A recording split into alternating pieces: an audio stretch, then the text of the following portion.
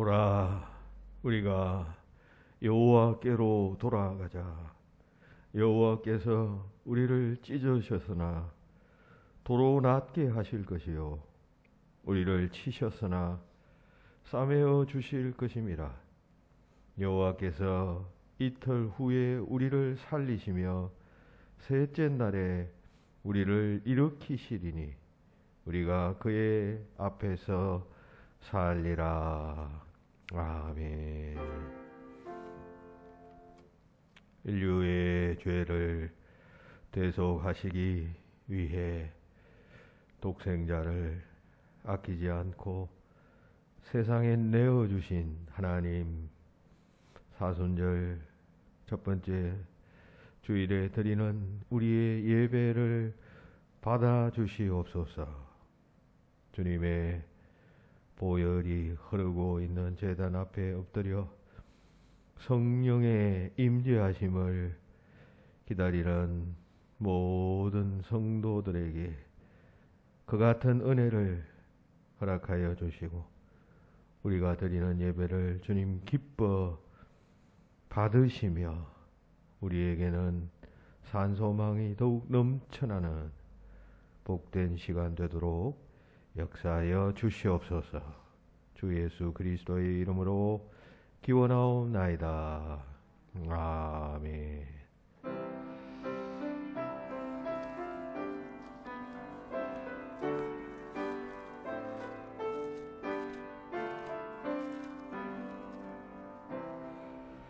온 천하 만물으로 자열하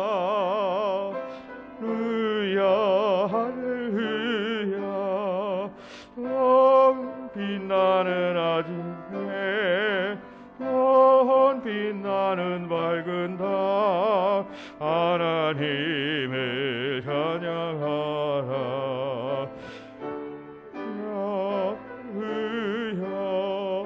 할렐루야. 작게 부는 바람아 떠가는 묘한 구름아 할렐루야. 할렐루야. 오는 아침에 떠지는 오은 저녁로 하나님을 찬양하라. 할렐루야. 할렐루야. 할렐루야. 저 귀한 땅은 얼마나 한없이 복을 펼치어 할렐루야. 할렐루야. 저조와 많은 밝은 덕 그 빛과 열을 내어서 하나님을 찬양하라. 할렐루야. 할렐루야. 할렐루야. 저 귀한 땅은 얼마나 한없는 복을 펼치어 할렐루야. 할렐루야.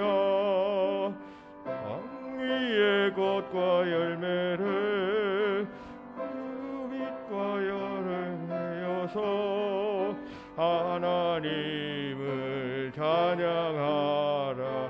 할렐루야. 할렐루야. 할렐루야. 너 선한 마음 가진 자 늘 용서하며 살아라. 할렐루야. 할렐루야. 은호통 슬픔 지닌 자 내 근심 주께 맡겨라. 하나님을 찬양하라. 할렐루야. 할렐루야. 할렐루야. 주은혜 받은 만민아 나 그러 경배하여라. 할렐루야. 할렐루야. 삼위일체 주님께 존귀와 영광 돌려라. 주를 찬양 할렐루야 할렐루야 할렐루야 할렐루야.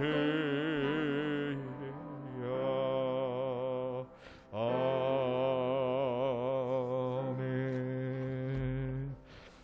124번 교동문 124번 교동문 사순절 첫 번째 말씀 교독합시다. 내 하나님이여 내 하나님이여 어찌 나를 버리셨나이까. 어찌 나를 멀리하여 돕지 아니하시오며 내 신음소리를 듣지 아니하시나이까. 내 하나님이여 내가 낮에도 부르짖고 밤에도 잠잠하지 아니하오나 응답하지 아니하시나이다. 찬송 중에 계시는 주여 주는 거룩하십니다. 우리 조상들이 주께 의뢰하고 의뢰하였으므로 그들을 건지셨나이다. 구원을 얻고 주께 의뢰하여 수치를 당하지 아니하였나이다. 나를 멀리하지 마옵소서. 환난이 가까우나 도울 자 없나이다. 악한 무리가 나를 둘러 내 수족을 찔렀나이다. 내가 내 모든 뼈를 셀 수 있나이다. 그들이 나를 주목하여 보고 내 겉옷을 나누며 속옷을 제비 뽑나이다. 여호와여 멀리하지 마옵소서. 나의 힘이시여 속히 나를 도우소서. 나를 사자의 입에서 구하소서. 주께서 내게 응답하시고 들소의 뿔에서 구원하셨나이다.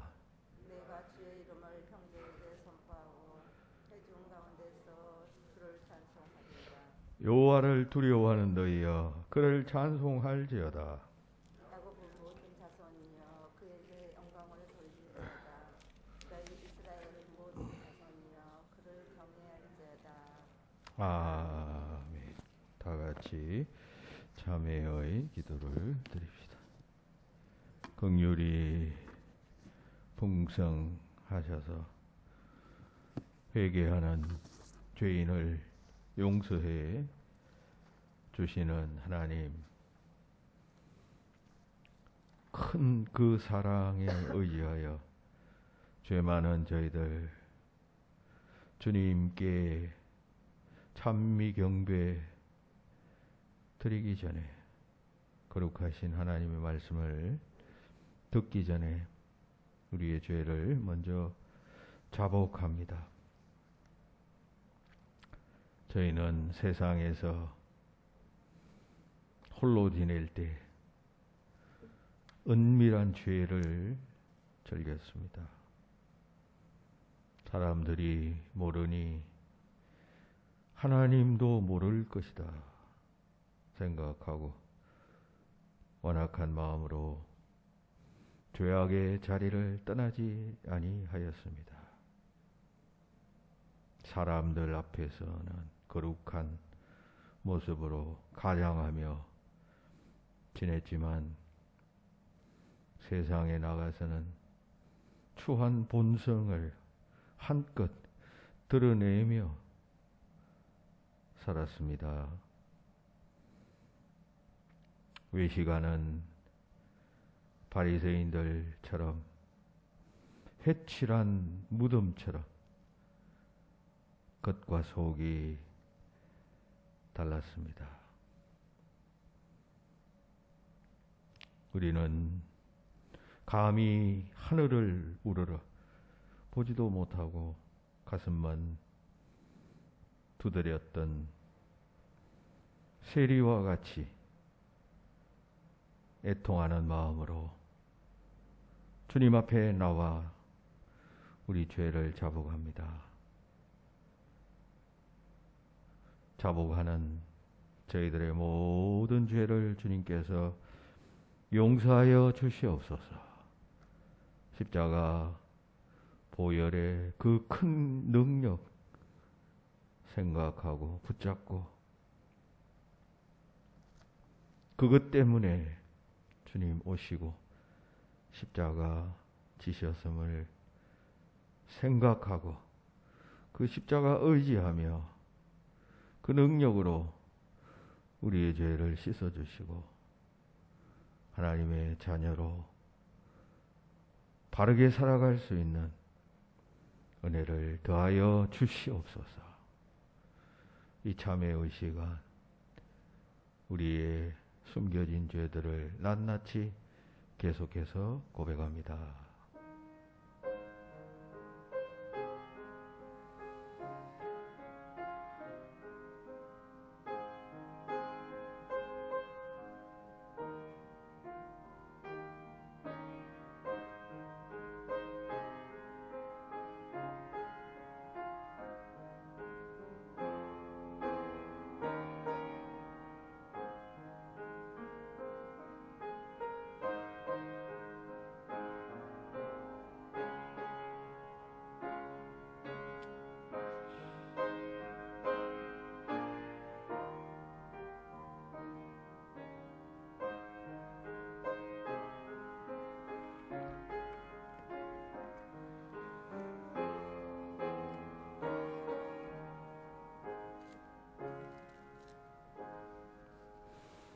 여호와께서 그의 종들의 영혼을 속량하시나니 그에게 피하는 자는 다 벌을 받지 아니하리로다.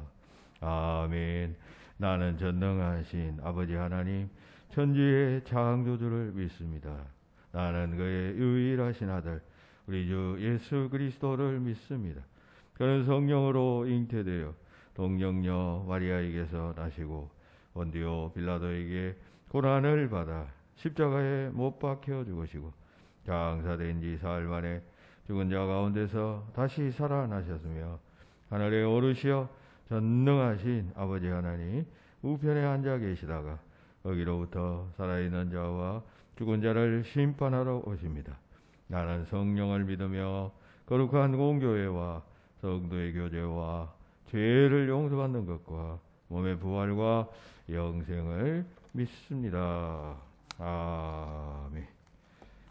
이어서 정춘아 권사님 기도하겠습니다. 한 번도 경험하지 못한 코로나 비대면의 시간 속에서도 교회 공동체의 소중함으로 함께 예배할 수 있는 건강한 시간과 허락해 주신 주님께 감사드립니다. 이 어려운 시기에 이 모든 시간들을 극복할 수 있게 해주시고 수고하는 방역 당국자들과 관계자들에게도 영육간의 강건함을 허락하시고 그들의 수고를 이루하여 주시옵소서. 이 고통의 시간들이 하루속히 멈추게 하셔서 다시금 일상으로 돌아갈 수 있는 은혜와 마음 놓고 함께 모일 수 있는 은혜를 더하여 주시옵소서. 또한 질병으로 인해 고통받고 있는 지체들과 가족들에게 주님의 온전하신 치유의 은혜와 위로가 있게 하여 주시옵소서. 어려움의 시간 속에서 고통받고 있는 자영업자들과 일자리를 얻지 못해 방황하는 이 땅의 모든 젊은이들과 소외된 이웃들을 기억하시어 이 모든 고통의 시간을 하루속히 종식시켜 주시옵소서. 지금 이 시간 강원도 동해에서 큰 화재로 인하여 많은 주민들이 고통 중에 있습니다. 주님 그들을 위로하여 주시고 이 일을 종식시키기 위하여 아버지 하나님 수고하는 모든 손길들 아버지 하나님 소방관들에게도 함께하여 주시고 이 일을 관여하는 모든 공직자들에게도 주님 함께하여 주시옵소서. 그리하여 속히 아버지 하나님 화재가 진압될 수 있도록 하나님 아버지 인도하여 주시옵소서. 나라와 이 민족을 위해 기도합니다. 지금 벌어지고 있는 대선의 모든 과정에 함께하셔서 하나님을 경외하는 정직하고 능력 있는 지도자를 세워 주시옵소서. 날마다 어려운 가운데 수고하며 봉사하는 손길들도 기억하시어 그들의 수고를 위로하시고 그 삶을 축복해 주시옵소서. 유체부로부터 청년에 이르기까지 수고하는 교사들에게도 주님의 복을 내려 주시옵시고 사명 감당하는 수고가 하늘의 큰 상급으로 기록되어 그들의 삶이 축복받고 그 자녀들이 축복받는 모두가 되게 하여 주시옵소서. 이제 하나님의 능력 가운데 우리 교회를 붙들어 주시기를 기도합니다. 목사님과 부목사님에게 갑절의 영감을 부어 주셔서 맡겨주신 귀한 사명을 감당하기에 부족함이 없게 하여 주시옵소서. 목사님을 통해 생명의 말씀을 듣게 하심을 감사합니다. 그 말씀에 권세가 있게 하셔서 그 말씀이 우리의 삶의 능력으로 나타나게 하시옵소서. 또한 안타까운 마음으로 시간을 갈망하고 있을 함께하지 못한 그 심령들의 마음도 주님께서 열어주시옵소서. 추위와 물질의 궁핍함으로 소외된 우리 이웃들과 건강 문제를 힘들어하고 있는 이들에게도 주님의 위로의 손길을 내밀어 주시옵소서. 하나님 충만한 은혜가 우리 교회에 넘쳐나기를 간절히 바라오고 원하며 주님 예수 그리스도 이름으로 기도드립나이다. 아멘.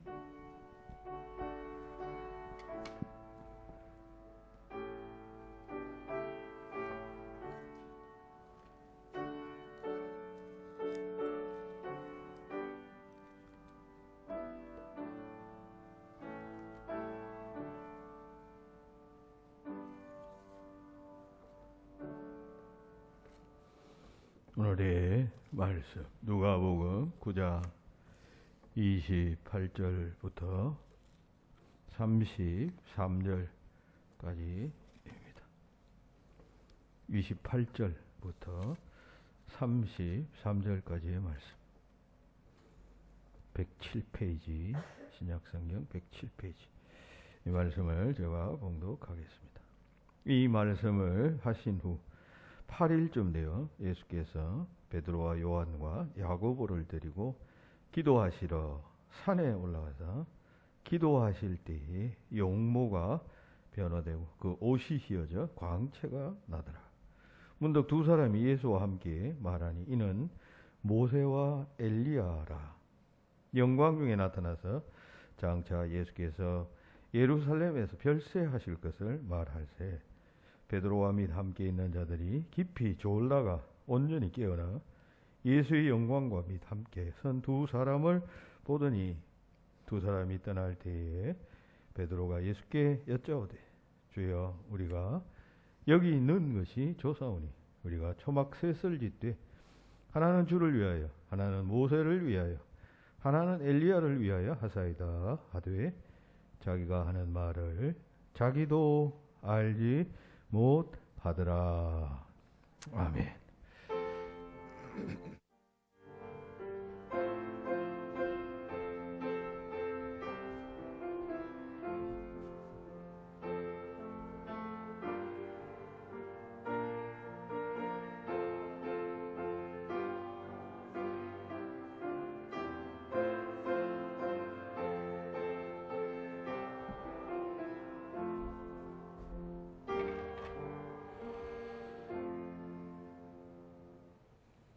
할렐루야.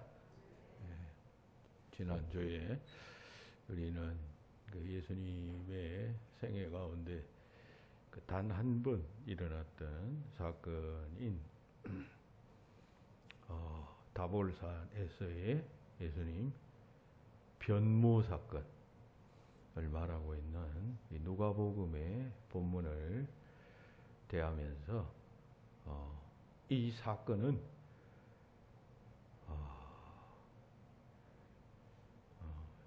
예수님의 그 두 가지를 보정하는 사건이다 라는 관점으로 보면서 교훈을 찾았습니다. 예수님이 무엇을 보정하느냐 할 때 첫째 우리가 살폈던 것은 예수님의 신성을 보정하는 사건이다 라고 했습니다. 여기 보면 예수님께서 얼굴에 광채가 나고 또 입은 옷도 빛나잖아요. 그리고 하늘에서는 하나님의 음성이 들려오면서 이는 내 사랑하는 아들이다. 하나님의 아들이라는 말은 동일 본체, 나와 같은 존재다 그런 뜻입니다. 종속된 그런 개념이 아니라 우리 이것은 얼마 전에 우리 살펴보았죠. 옛날 기독교회의 그 중요한 그 아들의 신성을 다루는 그 회의에서 이 같은 결정을 내렸었다라고 했었습니다. 그러한 하나님의 음성이 들림으로 예수님의 신성이 시각적으로 보정되어진 사건이다. 그 전에 베드로를 통해서 또 예수님 말씀을 통하여 당신은 하나님의 아들이십니다.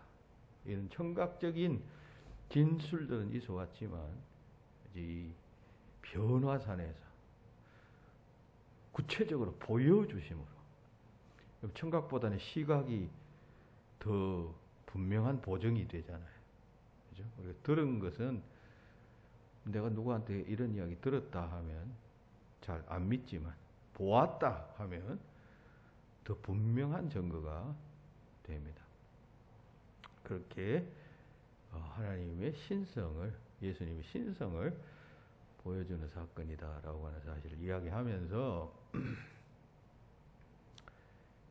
교훈을 우리가 찾았는데 그 교훈은 우리가 예수 믿고 세례받고 구원받은 것도 그리스도의 죽으심과 성령의 인치심으로 된 것이다. 그런 차원에서 예수님께서 변화산에서 하나님께서 예수님을 향해 이 사람은 하나님의 아들, 내 아들이다. 인치신 것과 같은 동일한 하나님의 인치심이 있었다는 사실을 생각하면서 그렇다면 그럼 보정한 자, 하나님이 우리를 딱 보정해 주었기 때문에 보정받은 사람은 만약 자기가 잘못되면 보정한 사람이 피해를 입잖아요.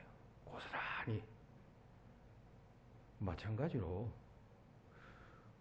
우리가 보정받은 자로서의 합당한 삶, 하나님의 이름에 해를 끼치지 않고 누를 끼치지 않는 그런 합당한 자로서의 보정받은 자로서의 합당한 삶을 살아야 한다. 이제 그런 교훈을 첫 번째로 생각했고, 두 번째는 이 사건은 또한 사역의 보정이다. 그런 이야기를 했어요. 여기 보면 예수님께서 변화산에 가셨을 때 거기 모세와 엘리야가 나타나잖아요.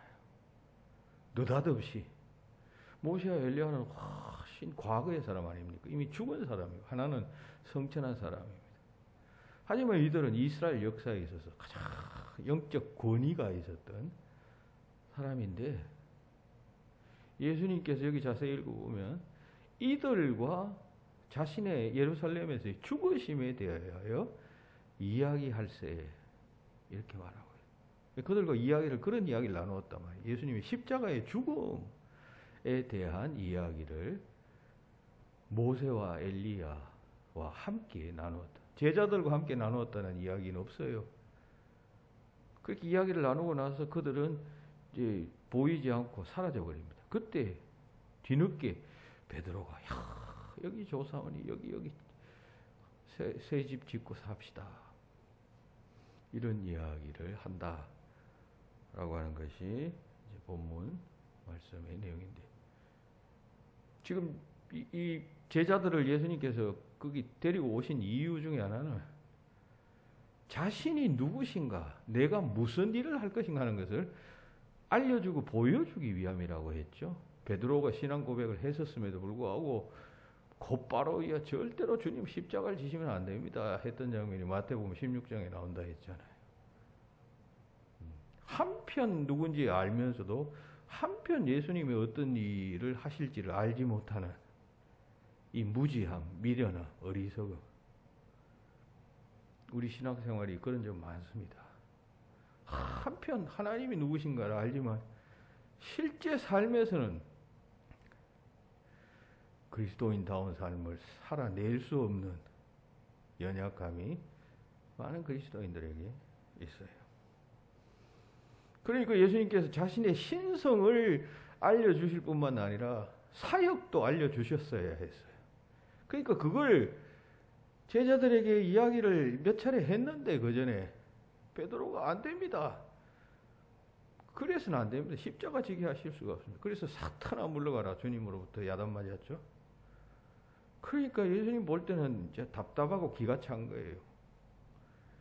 이 제자라고 하는 녀석들이 내가 뭐 해야 될지도 알지 못하고 자기식으로만 생각하고 그런다는 거죠. 그때 그 이야기를 모세와 엘리야와 나누었다. 이야기를 나누었다는 것은 뭐 베드로처럼 안 됩니다, 주님. 그 십자가는 안 됩니다. 나는 반대입니다. 뭐 이런 이야기가 아니라 소통했단 말이죠. 긍정하고 인정하고 구세주로서 그쳐야 할 십자가에 대한 이해가 모세와 엘리야에게는 있었다라고 하는 것을 말하는 것이죠. 즉 그런 점을 생각하면서 이 엘리야와 모세를 주목하면서 교훈 한 가지를 생각했습니다. 그건 뭐냐면 우리도 모세와 엘리야처럼 이렇게 이미 죽은 사람이지만 현재 당면한 문제가 있을 때 그 사람들을 소환해서 그 사람이 여기 있었더라면 이 문제를 어떻게 보았을까 하면서 소환되어져 올 만큼 영적인 통찰력과 존경받음과 그리고 예수님과 대화 나눌 만한 어떤 깊이가 있는 그런 자가 되어져야 한다는 것이죠. 신앙생활 할 때도 촐랑촐랑 그냥 드러난 것만 나타난 것만 바라보고 거기에 일희일비하는 의견을 내는 그런 자가 아니라 지금 현재 이게 손해가 되고 이게 그냥 여러 가지 해가 될 것 같지만 크게 보면 우리가 이거 해야 되지 않느냐. 예수님의 십자가 한 개인의 입장에서 보면 어마어마한 손실이죠. 예수님의 입장에서는 여러분 십자가 진다는 게 여러분 있을 수 있겠습니까? 예수 공동체 제자들도 그 자기 스승이 죽는다는데 여러분 좋아할 리가 있겠습니까? 그러나 더 넓게 더 크게 보면 그 인류의 구속의 사역 아니에요. 인류를 위한 대속의 죽음을 그리스도께서 십자가 지시겠다는데 베드로는 이해 못하죠. 그러나 모세와 엘리야는 그들은 영적 지도자였고 과거에 그리고 모세 우리 출애굽기 등등 읽어보면 얼마나 어려움을 당합니까? 뭐 그냥 홍해를 넘을 때부터 그리고 바로왕을 찾아갈 때부터 그리고 출애굽해서 백성들 사이에서 또 반란자들이 생기고 그 반란자들을 제압하고 또 진군하는데 적들이 있어도 그 모든 난간에서 다 그냥 하나님의 도움으로 그 문제를 해결해 나갔던 그런 소위 폭넓은 영적 지도자 모세와 그리고 엘리야는 이스라엘 역사 가운데 가장 위대한 영광을 가진 선지자 아니에요. 하나님에 대해서 소위 잘 아는 자 아닙니까? 그런 자가 예수님의 변화산상에 소환되었다 라고 하는 것은 그 예수님의 그 변화산에서의 말씀 나눈 그 말씀이 얼마나 중요한 것인가 하는 것을 반증하는 것이죠. 그러니까 우리가 추정하면서 예수님은 그 엘리야와 모세와 십자가, 예수 자신이 지실 십자가에 대해서 거기 한참 이야기를 하셨다. 그런 이야기입니다. 물론 베드로와 나머지 제자들은 거기 졸고 있었어요. 자고 있었어요. 나중에 깨서 한다는 소리가 여기 집 3개 짓고 하나는 주를 위하여, 하나는 엘리야, 하나는 모세를 위하여 그렇게 짓고 살았으면 좋겠습니다. 합니다. 하지만 시간이 지나면서 알았겠죠. 이 제자 3사람은 그때 예수님이 베드로와 예수님께서 모세와 저기 누구예요? 엘리야와 나누었던 대화가 자신의 지식 십자가에 대한 이야기였다는 나중에야 알았지 않겠습니까? 그죠? 뭐 알았다고 보는 것은 예수님 그때 무슨 이야기 나누었습니까? 궁금했을 거 아닙니까? 세 제자들이. 그러면 예수님께서 이야기해 주셨을 수도 있고, 예수님께서 요한복음에서 예언하신 것처럼 내가 떠나가고 나면 성령 보혜사가 와서 나와 관련된 모든 일들을 너희가 기억하게 하리라. 그 또 다른 보혜사 성령이 내가 했던 말의 의미를 깨닫게 하고 그리고 기억나게 하고 할 것이라는 것을 요한복음에서 예언하셨잖아요. 실제로 사도행전에 보면 성령 강림 사건이 일어나서 모든 것이 달라지잖아요. 그것처럼 그때의 일들을 기억했을 것입니다. 그래서 우리는 이 사건 속에서 이 모세와 엘리야 같은 사람, 비록 죽었을지라도 소환되어지고 기억되어져서 오늘의 문제를 그들이었다면 이렇게 처리했을 것이다 라고 할 정도로 기억되어지는, 그 기억 자체가 목적이 아니라 그런 영적 통찰력을 가지고 바른 삶을 살아가는 그런 자가 되어져야 한다라고 하는 이야기를 말씀드렸고, 오늘은 이제 세 번째 보정에 대해서 또 주목해 보고자 합니다. 그것은 뭐냐 할 때 이 사건은 권능을 보정하고 있다는 것입니다. 자, 이 사건이 보면 예수님께서 변호하신다는 것이 주된 사건 아니에요. 그런데 이 주된 사건은 예수님께서 기도하심으로 변화됩니다. 예수님께서 이 산에 올라가신 목적도 이 본문에 보면 기도하러 올라가십니다.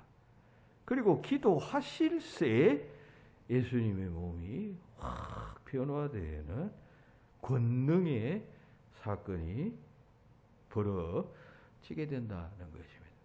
그러니까 기도함으로 그런 역사가 일어났다는 것이죠. 그러니까 그러한 변화, 그러한 역사는 기도 때문에 생겨났다. 그런 이야기 아니에요. 그러니까 기도가 그런 능력의 보증이 되었다. 그런 이야기를 말씀드리는 것입니다. 그러니까 이 사건에서 직접적인 예수님의 변모 사건의 직접적인 동기 혹은 근거라 그럴까요? 그건 예수님께서 기도하실 때 생겨난 일이에요. 기도했더니만은 큰 예수님의 몸이 변하는 그 놀라운 예수님의 일생에서 단 한 번 있었던 기적적 사건이 발생한 것이죠. 그러니까 여기서 우리가 이런 말을 한다는 것입니다. 기도하면 기도가 큰 여기 예수님의 몸이 변하는 사건은 매우 그 신령한 가시적인 그런 변화이겠지만 너무 이제 물리적인 가시적인 그런 기적적인 변화가 아니라 여러분 우리 삶이 바뀌고 우리 생각이 바뀌고 우리의 말이 바뀌고 우리의 시각이 바뀐다는 것도 어떤 똑같은 변화예요. 보이잖아요. 그걸 영적 변화라고 말하죠. 그죠? 여러분들이 그냥 평소에 교회 안 나 교회 나가는 사람 어리석은 미련한 사람이라 하다가 어느 날부터인가 하나님 믿어야 되겠다 하면 이거는 180도로 인생이 변한 것이에요. 놀라운 영적 변화예요. 물리적 육체적으로는 변한 게 별로 없어요. 뭐 예수 믿을 때나 안 믿을 때나 똑같이 뭐 그냥 병들고 그냥 똑같은 몸 아니에요. 변화된 게 아무것도 없어요. 그런데 영적인 차원에서는 완전히 달라진 거죠. 그런 영적 변화를 생각해 봅니다. 변화산에서의 예수님의 변화와 같은 180도로 달라진다라고 하는 차원에서 그런 변화와 같은 영적 변화가 우리 삶 속에 일어나게 하는 근거는 이유는 하나님께 대한 기도, 그 기도가 그것을 가능하게 한다. 그것을 말하고 있다. 그런 점을 우리가 이 기사에서 또한 이렇게 생각해낼 수 있다. 그런 이야기입니다. 기도하실 때 용모가 변화된 것처럼 우리가 하나님 앞에 진심으로 기도할 때에 그 권능의 역사가 일어난다는 것이죠. 그럼 하나님은 전능하신 하나님이셔요. 그죠? 전능이라는 것은 모든 것이 가능하다. 그리고 우리 신앙 고백할 때 사도신경의 제일 첫머리가 나는 전능하신 하나님을 믿사오며, 이게 제일 처음에 나와요. 기독교에서 말하는 우리가 믿는 하나님의 속성 가운데 제일 첫 번째 속성 전능성이에요. 전능하시기 때문에 천지를 창조하셨고, 전능하시기 때문에 홍해를 가르셨고, 이스라엘 출애굽 구원 역사 가운데 많은 기적이 나옵니다만 대표적인 기적이 홍해가 갈라지는 기적 아니에요. 그게 여러분 인간의 힘으로, 자연의 힘으로 가능한 일이에요, 불가능한 일이에요. 그런데 그걸 가르게 하신, 뜻없이 가르게 하신 것이 아니라 이스라엘 백성들을 구원하시려고. 창세기 17장에 보면 하나님이 어떤 하나님이신가에 대해서 나오는 장면이 나와요. 하나님 자신이 자신을 계시하는 장면. 하나님은 자신을 엘 샤다이라고 말씀하셔. 나는 전능한 하나님이라. 아브라함이 99세 때에 하나님께서 나타나십니다. 그리고 그 앞에서 계시하시는 말씀이 내가 100세 때 아들을 낳는다, 그런 이야기를 이미 하셨어요. 그러면서 나는 엘 샤다이의 하나님이다. 그러므로 합당하게 행하라, 그런 취지의 말하면 너는 내 앞에서 행하여 완전하라. 이 말은 내가 전능한 하나님이니까 그거 믿고 네가 합당하게, 그 다음에 내가 전능한 하나님이라면 네가 어떻게 해야 할 것인가를 생각하고 합당하게 응답하라, 그런 뜻입니다. 전능한 하나님인데 그 앞에서 아이고 하면서 내 삶의 문제 가지고 이거 어떻게 해결해? 아이고 이거 어떻게 100세나 되었는데 아기도 못 낳으면 이게 내 유업을, 내 대를 어떻게 이어? 뭐 옛날 시대 때는, 그 시대 때는 그게 제일 관심거리 아닙니까? 대 있는 거. 그렇게 허겁지겁 허둥지둥 불안 가운데 있지 말라, 그런 이야기입니다. 내가 전능한 하나님이라는 사실을 네가 믿으면 그 믿는 대로 반응과 행동이 당당해야 되겠죠. 흔들리지 말아야 되겠죠. 전능하신 분이신데 못할 게 뭐가 있어요. 합당하게 응답하라.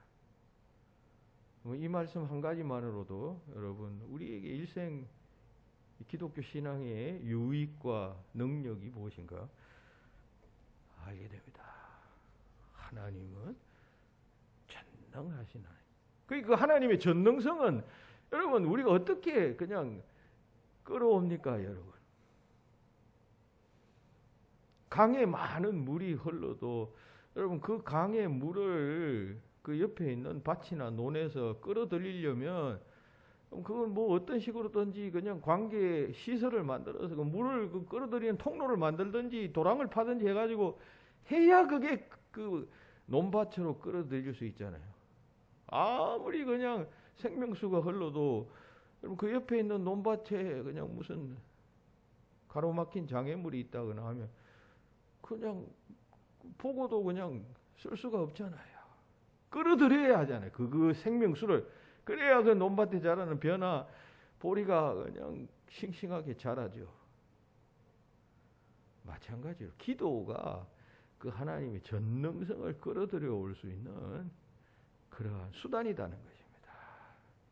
예수님이 지금 기도하시니까 변화되시는 역사가 일어나잖아요.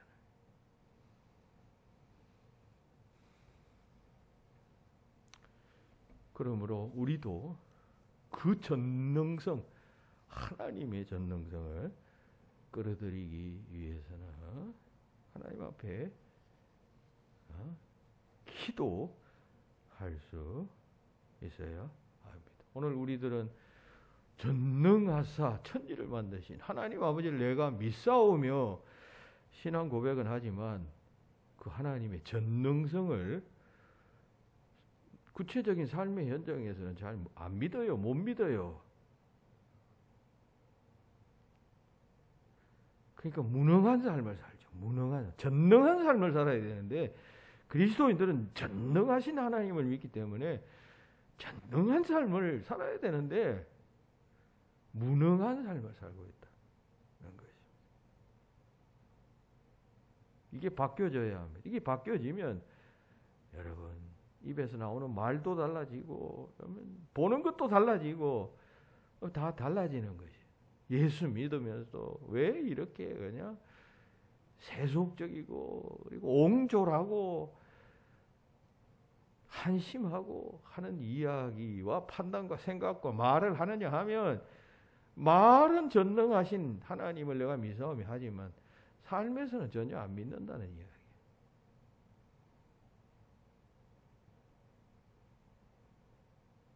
예수 잘 믿는 사람 한번 만나보세요. 하는 말이 달라요. 보는 눈이 다르고 그 옆에 있으면 그냥 어두움이 그냥 물러나는 것 같이 빛같이 빛나는 행동을 하고 눈빛을 하며 말을 하는 것을 느낄 것입니다. 그게 좋은 신자예요. 그게 진짜 하나님의 전능성을 믿는 사람이에요. 내 삶을 송두리째 변화시키고 내가 지금 절망과 고통과 아픔 속에 있다 할지라도 그걸 그냥 확 바꾸을 수 있는 전능하신 하나님을 내가 믿고 있는데 뭐가 걱정이냐, 뭐가 문제냐. 여러분 이런 태도를 가진 사람, 이 전능하신 하나님을 믿는 자 아니에요?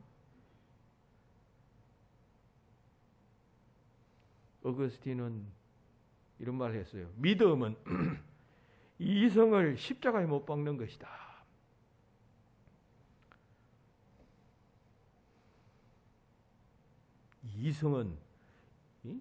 이성을 십자가에 못 박는 것이다. 인간이 살아가는 데 있어서 중요한 삶의 원리는 이성입니다. 이치에 맞는 것을 우리가 추구하고 인정하고 따라가잖아요. 이치에 안 맞는 것은 다 거부하잖아요. 그게 이성이 옳고 그름을 판단하는 게 이성인데 하나님과 관련된 것은 이 이성을 못 박아야 한다는 것이죠. 그래야 하지 않겠어요, 여러분? 우리 세계에서는 이성이 중요한 원리, 삶의 원리가 되고 척도가 되겠습니다만 그렇지 않겠어요? 늘 제가 하는 이야기지만 여러분 우리가 지구에 살고 있어요. 지구. 이 지구가 우주의 관점에서 보면 모래 알갱이 하나보다도 더 작은 별이에요. 그보다 더 작은. 그럼 거기 지구상에 살고 있는 나라는 존재는 그럼 얼마나 작은 존재일까요? 벼룩 빈대보다도 더 작은 존재겠죠. 모래 알갱이 하나가 지구인데 거기 살고 있는 나는 보이겠어요? 그 우주에 그냥 비유한다면 나는 우주까지 뭐 갈 거 어디 있어요? 여기 뭐 우리 가까운 우리가 속한 이 우리 은하 속에서 뭐 본다 하더라도 우리는 그런 존재예요. 여러분들이 대단한 것 같고 뭐 내 판단이 옳은 것 같고 내 생각이 후대에 미치고 역사에 뭐 남을 것이며 어쩌고 저쩌고 여러분 이런 조그마한 모래 알갱이 위에서 그냥 살고 있는 박테리아 같은 인간들의 생각이 지나지 않는다. 여러분 이렇게 말하는 것은 하나님과 우리 인간을 비교하자면 그렇다 그런 이야기입니다.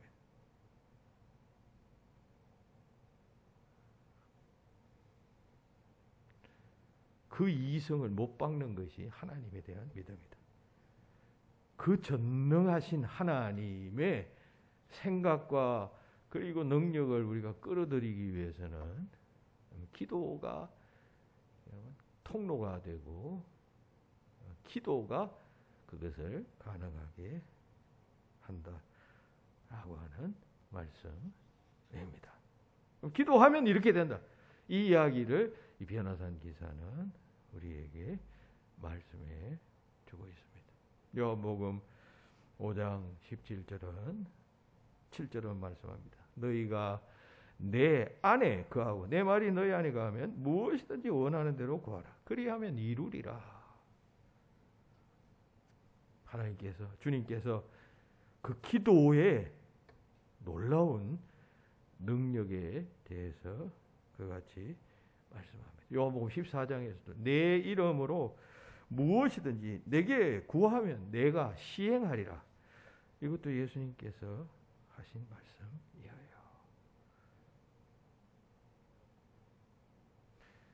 주님과 기도가 주님께 기도하는 기도가 이 같은 능력이 있는 것임을 일단 우리가 믿어야 하고 그 다음에 두 번째 단계로는 시행해야 합니다. 시행하되 여러분 기도의 장소는 그럼 어디냐?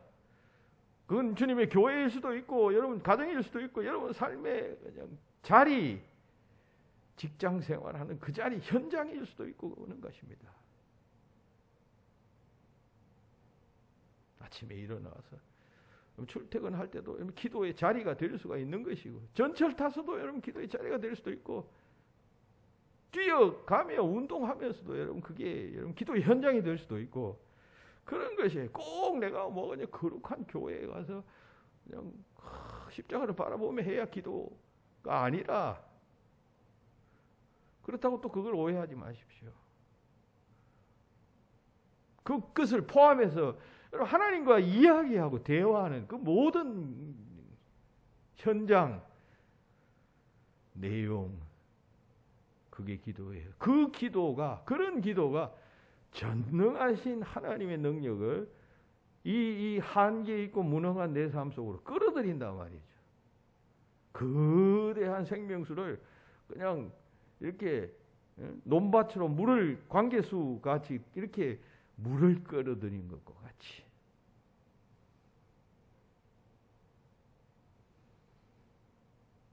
여러분 자식 키워보면 아시죠? 자식이 부모와 매일 1시간 정도씩 이야기 한다면 부모로서는 굉장히 기쁜 일일 것입니다. 아이들이 크면 잘 부모하고 이야기 안 해요. 그렇죠? 뭐 친구하고 이야기하고 뭐 애인하고 이야기하지. 집에 들어오면 입 꾹 다뭅니다. 크면 그렇게 돼요.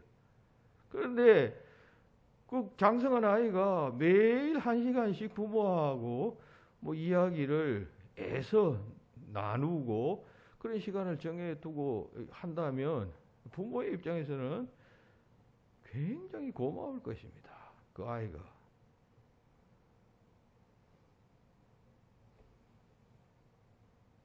하나님께서도 꼭 마찬가지입니다.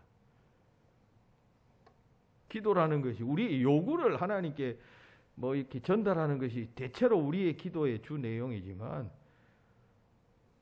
어쨌든 우리가 하나님과 이야기를 나눈다는 그 사실 자체만으로도 하나님께서 매우 기뻐하신다 그런 이야기예요.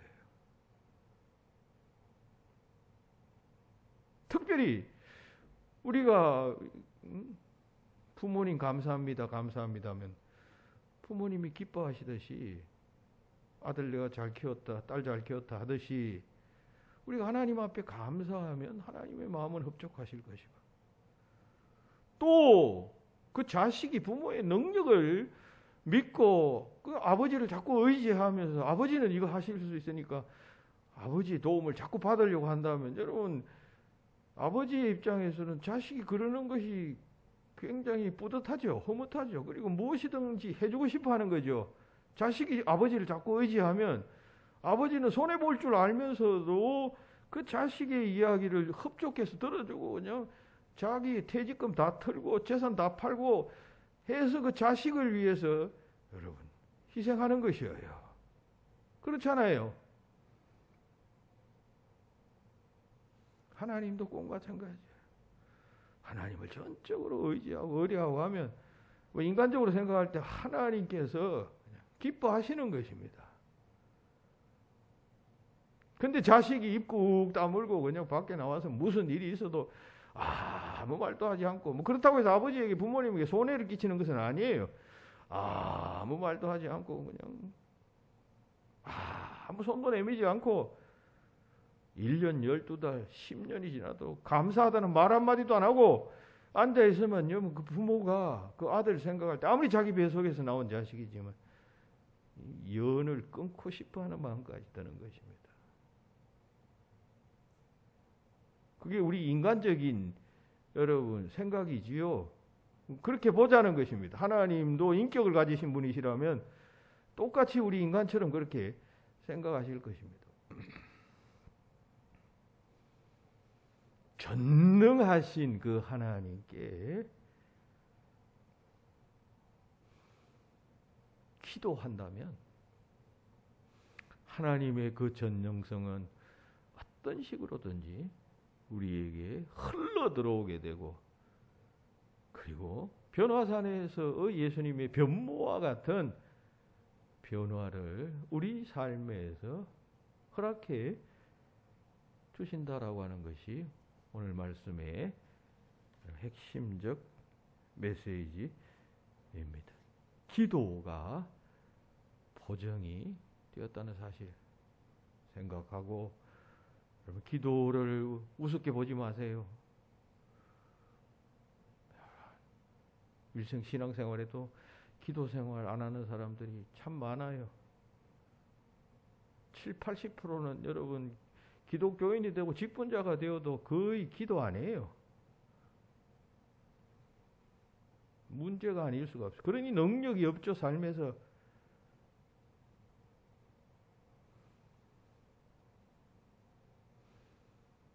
길게 앉아서 뭐 그냥 허리를 굽히면서 뭐 소리를 지르면서 기도하라는 이야기가 아니에요. 처음부터 그렇게 어떻게 배울 수가 있나? 그저 남편하고 아내하고 대화 나누듯이 하나님께 기도하고, 그리고 내가 구한 것을 기억하고 있어야 돼요. 주문처럼 외우고는 그냥 내가 무슨 기도를 했느냐조차도 기억하지 못하면 하나님이 응답하셨는지 응답 안 하셨는지를 어떻게 알겠어요? 딱 내가 하나님 앞에 말씀드린 것은 딱 기억하고 하나님께서 이거 응답해 주시는가 혹은 보이콧 하시는가를 체크하시란 말입니다.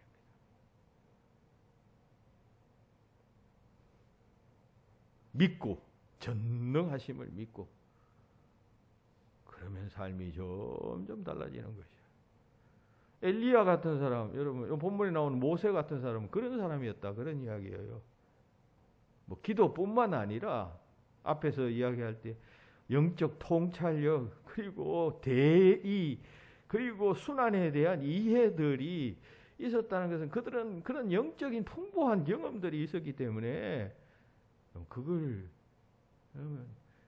알았기 때문에 예수님께서 지금 자신의 십자가를 이야기하면서 소환하신 것 아니에요. 기도도 포함되어져 있다. 그러므로 기도하는 사람이 되어야 합니다. 작은 일에도 여러분 스스로 해결할 수 있는 일은 해결하십시오. 그러나 이거 어떻게 해야 되나 결정이 안 될 때는 하나님 앞에 기도하십시오. 그리고 기도하다 보면 여러모로 하나님께서 응답이라고 여겨지는 사건들을 일으키시고 음성들을 들려주실 것이에요. 그러면 가시고 따라가시고 또 따라가다가 또 막히면 또 기도하시고, 그렇게 가는 것이 인생길 아닙니까?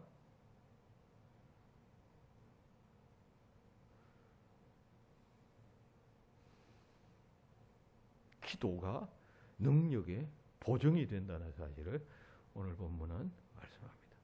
우리도 그 사실 잘 알고 늘 주님 앞에 작은 일, 사소한 일도, 여러분 사소한 일도 굉장히 중요한 일이에요. 어제 제가 소망교회 어떤 교인을 만났는데 그 교회 담임 목사님이 우리 신학교 동기예요, 동기. 지금 이제 제 나이쯤 된 사람들 중에 우리 한국 교회 그 중요한 직책을 가진 사람들이 많아요. 원래 우리 교단 총회장도 이제 저희 신학교 다닐 땐 동기예요, 동기. 치유하는 교회입니까? 이 김의식 목사랑. 어제 그 교인을 만나면서 그런 이야기를 나눴어요. 그 교회 목사님이 우리 동기인데 신학교 다닐 때 아주 그냥 조용하신 분이에요. 말 한마디도 안 하시는, 눈에 정말 띄지도 않는 분이셨는데 그 소망교회 목사님이, 소망교회는 한국교회에서 제일, 그래도 여러분 강남에서 제일 뭐 알아주는, 여기서 알아준다는 것은 인간적으로 그냥 알아준다는 그런 이야기잖아요. 그런 교회 아니에요. 제가 그때 그 목사님과 그 교인과 이야기 나누면서, 그때는 그런 목사님, 그런 분이셨는데 우리 신학교 다닐 때는 야, 저 친구는 그 보면 신학교 때 활동적이고 막 이렇게 리더십이 있고 이런 신학생 동기들이 있었어요. 그럼 우리가 생각할 때, 야, 저 친구는 앞으로 한국 교회를 위하여 큰일 할 사람이야, 이렇게 생각했는데, 그런 사람들은 뭐 조용해져 버리고 신학교 다닐 때 그냥 두각도 나타내지 못하던 그런 사람들이 지금 굉장히 중요한 교회, 큰 교회 담임 목사님으로 가 계시는 그런 케이스가 있음을 제가 이야기를 하면서 참 모를 일입니다. 아무리 인간이 이런저런 예측을 해도 그건 인간의 생각이지 하나님의 뜻은 참 모릅니다. 보십시오, 지금 이렇지 않습니까? 뭐 그런 이야기를 나눈 적이 있어요. 그렇죠? 그럼 그렇다면 여러분들의 판단과 생각이 뭐 대단한 것이라고 여러분 여기면 절대로 안 됩니다. 큰일 납니다. 내 판단, 내 의견, 교회에서 뭐 내 생각, 여러분 아주 위험하고 교만한 생각입니다. 하나님 전능성을 의지하고 하나님께 묻고, 하나님 이거 어떻게 해야 됩니까? 그러면 답을 주셔요. 하나님이 이렇게 가야 한다, 이게 가는 것이 순리다 하면서 답을 주신다면 그럼 그렇게 가야지. 그냥 자기가 무슨 대단한 것처럼, 이 교회는 내 결정에 따라서 가야 됩니다. 하나님 앞에서 심판을 어떻게 받으려고요? 그 무거운 심판을. 내가 원하는 대로 이 교회가 이렇게 가야 됩니다. 여러분 만약 그랬으면 여러분 의무와 책임도 한번 질문해 보십시오. 50년이 흐르면서 내가 이 교회를 위해서 정말 이런 이야기를 한 만큼 내가 기여를 했는가, 희생을 했는가, 이런 질문 던져보면 아무도 그 앞에서 여러분 자신 있게 말할 수 있는 사람이 없어요. 그러니까 기도하면서 겸손히 하나님께서 이끄시는 대로 따라갈 수 있어야 한다. 기도가 중요하다는 이야기를 하는 것입니다. 기도의 보정사건이라는 그런 관점으로 주목해 보면 그 같은 교훈을 생각하게 됩니다. 다음 주에 마지막 한 가지 보정을 함께 상고해 볼 것입니다. 기도하십시오. 하나님 은혜를 감사합니다. 오늘 말씀 통해 주님께서 너무나도 애써 자신을 계시하셨음을 알게 하시니 감사합니다. 우리가 참 믿음 가운데 거하고 구원받기를 원하는 그 사랑을 거함으로 구원받기 원하는 그 사랑을 마음에 품고 사는 바른 믿음의 응답자들이 되게 하시고, 주님께서 기도하심으로 변모된 것처럼 기도하는 삶을 구체적으로 살아가는 하나님의 자녀들이 다 되도록 역사하여 주시옵소서. 주 예수 그리스도의 이름으로 기도하옵나이다. 아멘.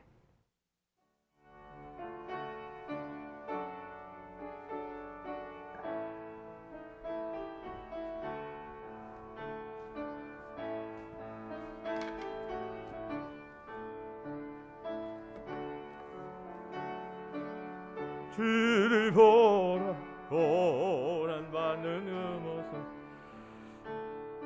승리하고 오실 때 만민 영배하리라.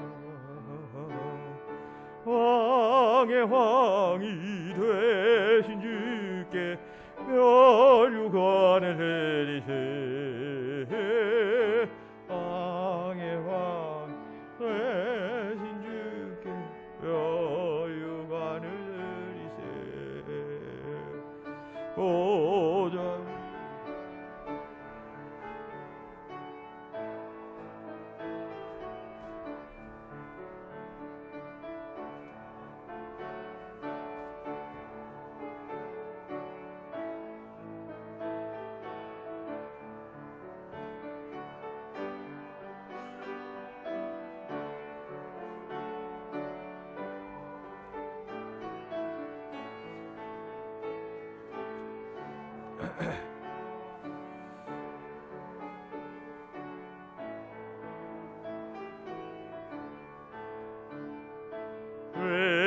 외인들이 조롱하며 아시관을 씌웠네. 성도들과 전사들은 주의 이름 높이세. 왕의 왕이 되신 주께 멸류관을 드리세. 왕의 왕 되신 주께 멸류관을 드리세. 만민들 찬송소리 높이 흘러가신다. 하늘 보자 바라보니 입에 말려. 왕의 왕이 되신 주 멸류관을 드리세.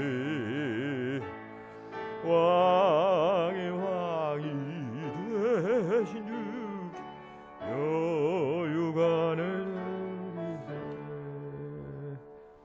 아멘.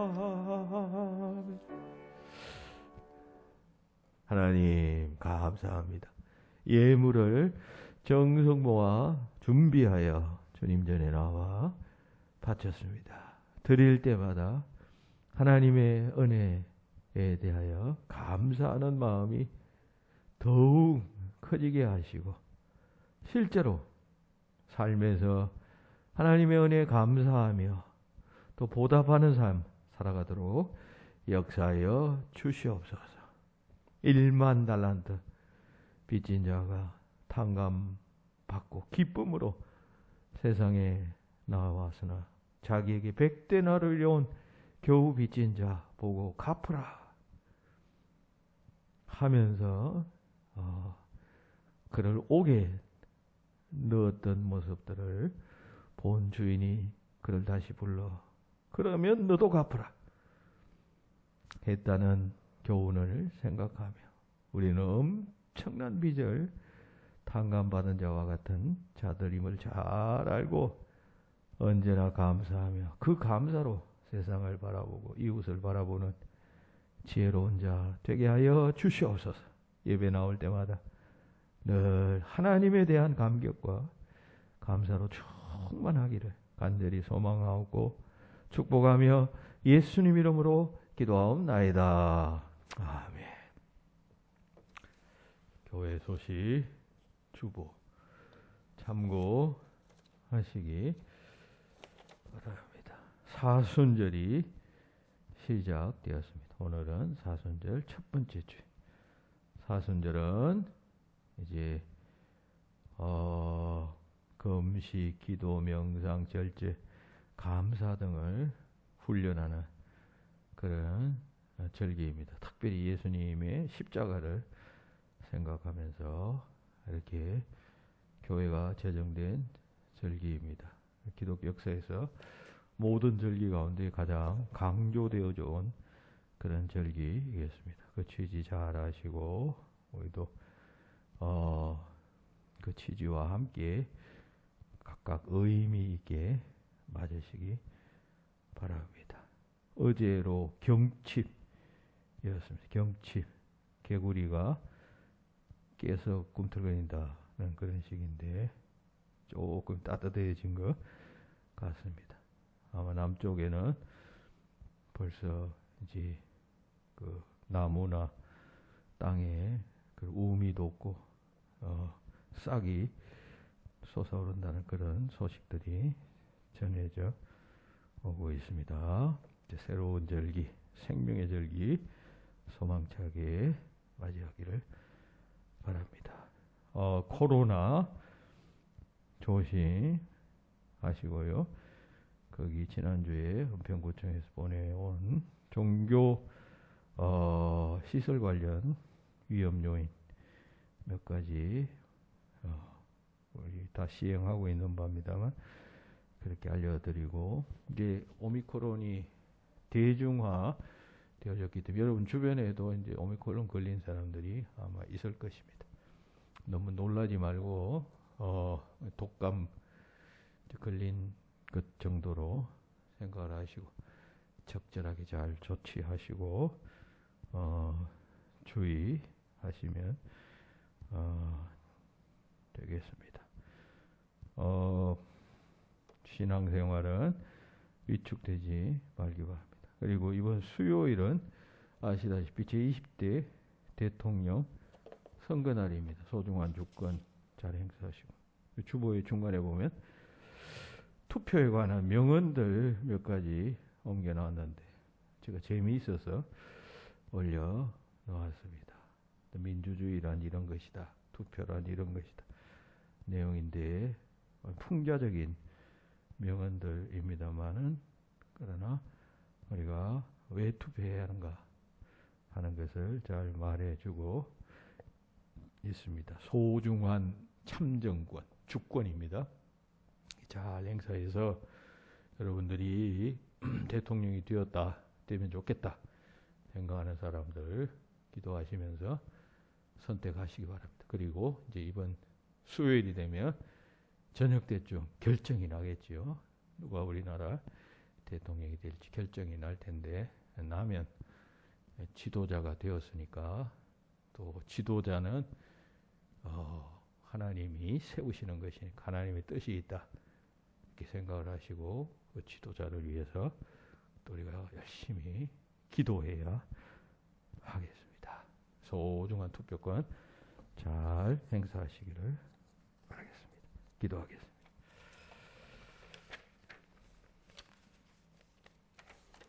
이제는 우리의 구주가 되시는 예수 그리스도의 은혜와 하나님 아버지의 그 크고 놀라우신 사랑하심과 성령님의 교통하심이, 기도가 영적 또 삶을 완전히 변화시키고 물리적 세계도 변화시킨다는 사실을 깨닫고 기도가 능력의 보정됨을 고백하는 여기 모인 모든 주의 자녀들 위해 지금부터 영원토록 함께 없기를 축원하옵나이다. 아멘.